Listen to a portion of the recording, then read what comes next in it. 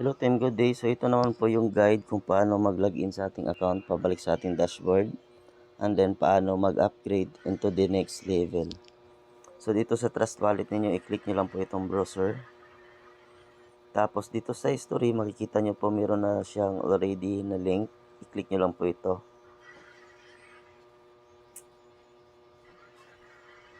And then dito, i-click nyo lang po itong 3 dots sa taas para mapalitan po natin itong Ethereum ng Matic Polygon. So once napalitan na, i-click nyo lang po itong Connect Wallet. Ayan. So automatic na po yan magla-login. And then yung referral link niyo, ito po yung referral link.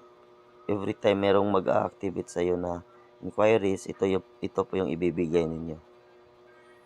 So dito sa baba, makikita nyo po itong X3 matrix. So let's say for example, magle-level 3 ka.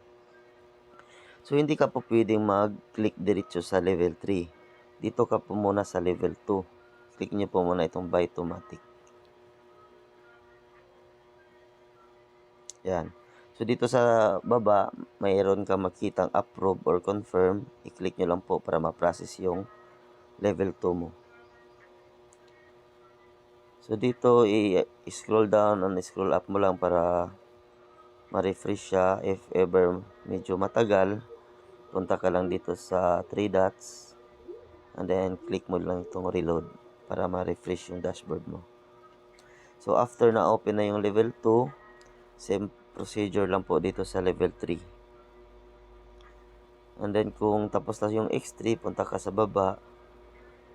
Dito naman sa X6, yung i-upgrade ninyo. Level 2, papuntang level 3.